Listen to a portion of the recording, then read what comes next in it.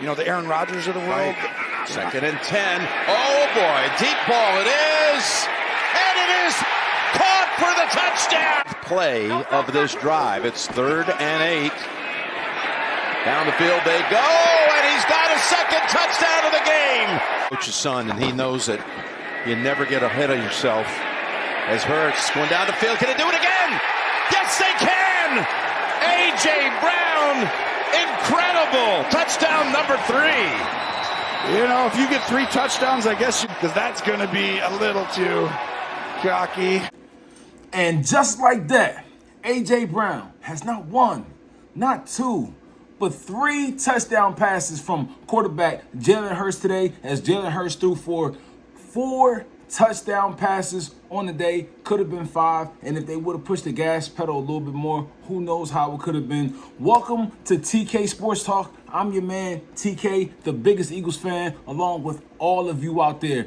Welcome back as the Eagles get, no doubt about it, their most impressive win of the season. The most complete game of the season. These Eagles, there is no trap game for these Eagles. You know, all week I heard is this going to be a potential trap game for you guys. All right, the week before the bye week against Dallas, trap game. The week before Dallas and Arizona, trap game. A couple weeks ago, playing against the Jacksonville Jaguars in the rain, trap game. Oh, coming out the bye, you got to play Pittsburgh. Team's not playing that good, but they just beat Tampa. I wouldn't say Tampa Bay, but Tampa Bay. But then they just got beat the last week.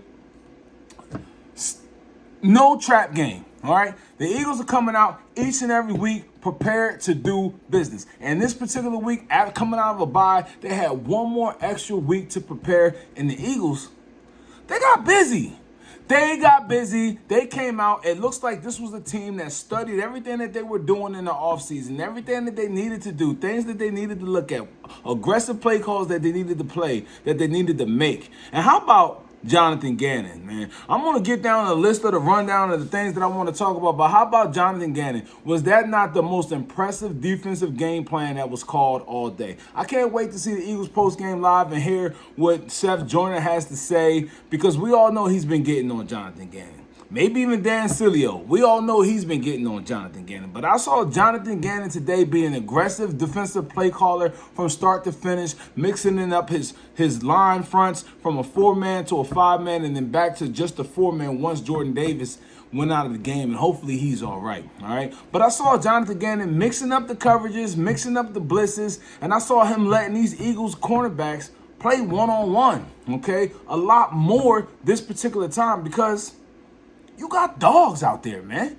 You got the number 1 and number 2 statistically ranked best cornerbacks in football. And we saw what the Steelers' game plan was. They said, the hell with it. Can't run the ball against these guys. If we get down early, you know what we're going to do? We're going to throw the ball, all right? And who we going to throw the ball at? All right, now coming into the game, I picked Freiermuth to have a couple receptions and get a couple yards, and one of the best that I placed today, because where else you going to throw the ball? You're not going to throw the ball outside to Darius Slay, big play Slay. Of course you're not going to do that. And you're not going to throw the ball outside on Bradbury's side. But you got to throw it somewhere, and I thought the one place that they could try to target is the middle of the field. They would have to try to get through the zone combination routes that they play with T.J. Edwards and that they play with Kaiser White, also with Avonte Maddox in the middle of the field, and C.J. Gardner-Johnson. It's just not a really good place to want to throw the ball, especially when you have a pass rush that just added a great pass rusher in Quinn coming over from the Bears, man. And we know what kind of player he has been, and he made his debut today, and it was a beauty. We're gonna get into all. How great was this Philadelphia Eagles win? Everybody looked impressive. The offensive line looked impressive. The quarterback looked impressive. The wide receivers looked impressive. Miles Sanders, for the limited touches that he had today, looked impressive. The defensive line looked impressive. How about Javon Hargrave? I'm just running off the top of my head. I don't have my paperwork in front of me. I'm going to put it down and we're going to run down these things, man. But this is just a reaction, man, as the Philadelphia Eagles once again beat the Pittsburg Steelers by a score of 35-13. Now, no Kansas City playing today. The Bills play a little bit later tonight against Green Bay. That's going to be an interesting game. I never know how any of these games are going to go. The Raiders lost 24-0 today to the freaking New Orleans Saints, man. Thanks a lot, Raiders, for not helping us out with that pick, all right? We were in the top 5. We're a little bit outside the top 5. See how things shake out. I think we'll still land in the top 5. The Saints are a decent team, but I think they just got bad luck this year. But 24-0, that goes, I say that to say, you don't know what's going to happen tonight. We don't know. We'll see how the Bills look. But the Eagles this week look like the most impressive team in the National Football League. The most complete team in the National Football League. Dallas put up 49 points today. I ain't really want to talk about y'all, but it just popped into my head. So I'll give y'all a little 30 seconds of shine. Dallas put up 49 points today, okay? Dak Prescott look all right? But 200 rushing yards for the Cowboys, 200 rushing yards for the Bears, and the Bears put up a 30 spot on them. Maybe 29, that's damn near 30, all right? Yeah, that's damn near 30. 30 points, all right, as the Cowboys took advantage of a bad Bears team. You know, the defense does what their defense does. They get turnovers. They give them great field position. And that's what's supposed to happen. I guess we beat a bad team today, too. So I'm not going to say anything about anything, but what I will say is that the way we beat this team was much different than the way the Cowboys beat their team. But that's enough about the Dallas Cowboys, because this is about your Philadelphia Eagles, man. This is what it's about. I am ecstatic. I almost can't even speak without stuttering right now, all right? Let me go through this real quick. I don't have the numbers all the way right there in front of me. However, we know what's going on. A.J. Brown, big ass day. Does football just look differently in Philly? And somebody tell me that's out there, man. Does football look different in Philly? Is the way we playing the game just look different than every other team in the league? This team is poised to go on a deep run this year. I can't see them coming out playing and not playing their best football on a Sunday and having a great chance to win that game, regardless of who they play. Okay? Again, A.J. Brown, 3 touchdowns today. All right? I'm not sure. I have to look it up and see. If somebody's out there, please write it in the comments if you know. I know this is not live, but whatever. I'm not sure if A.J. Brown ever had 3 touchdowns in one game. I know Jalen Hurts never threw for 4 touchdowns in one game, all right?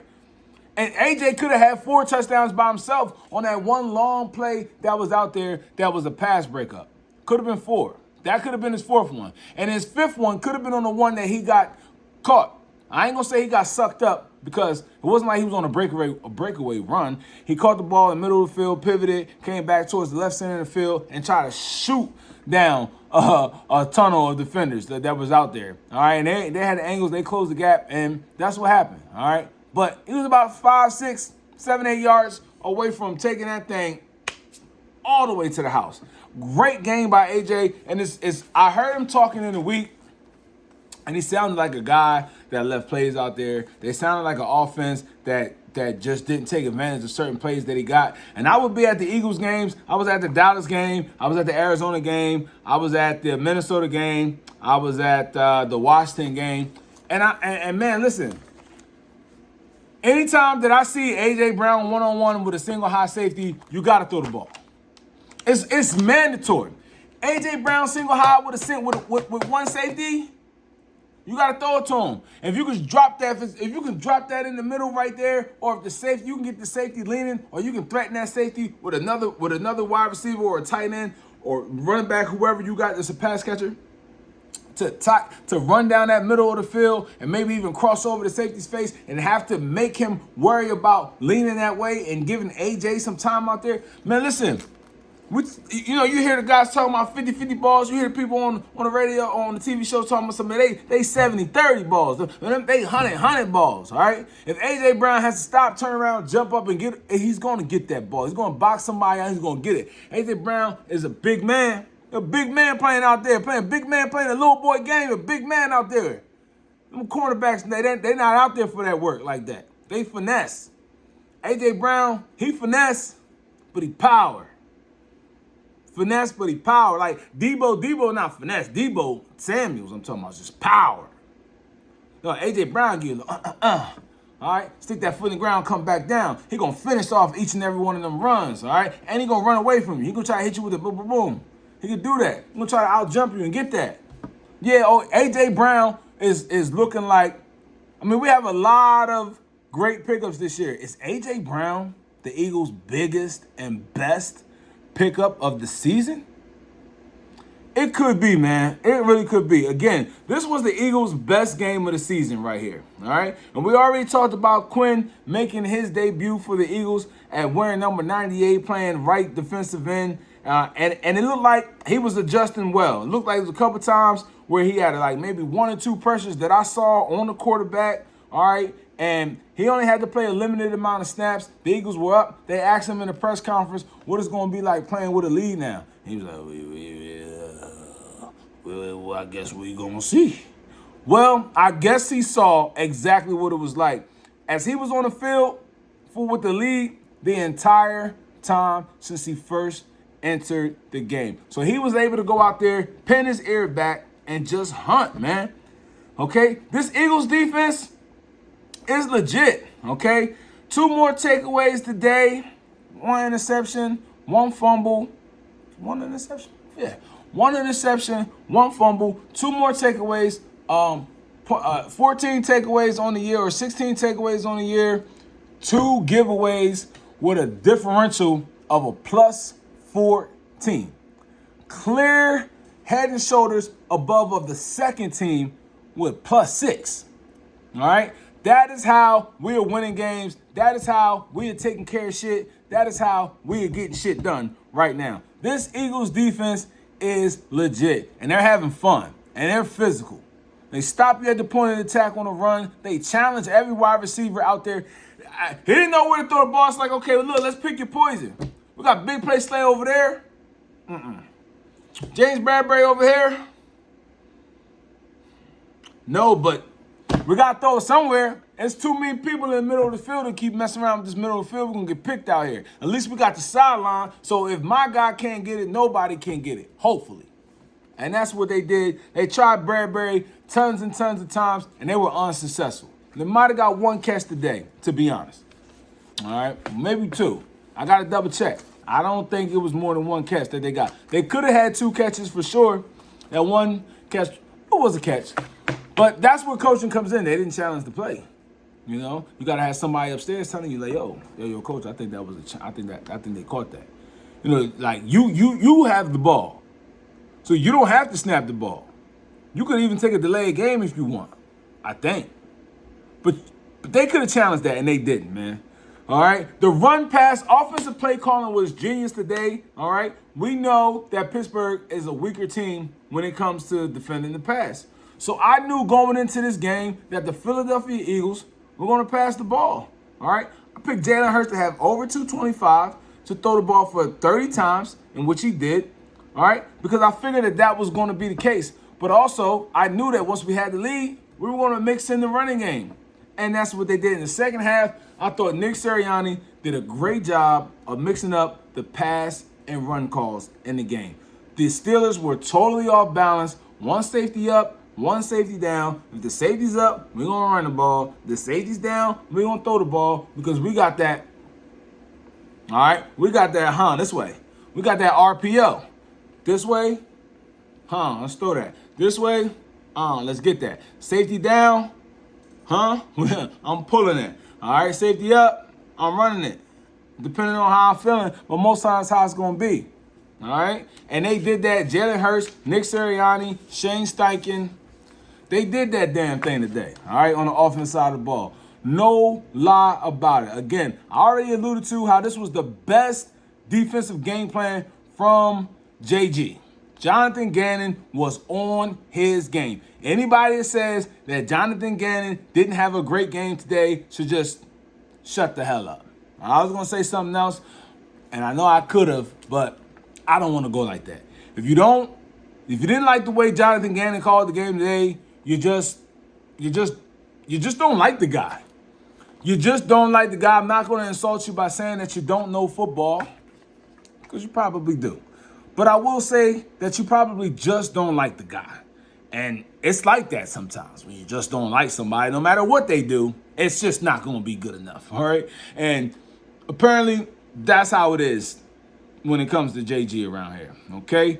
All right? Again, the most complete game by your Philadelphia Eagles yet. The Philadelphia Eagles trounce, they roll on, they roll over, they beat down the Pittsburgh Steelers. Mike Tomlin, Kenny Pickett, Minkah Fitzpatrick, and the Pittsburgh Steelers.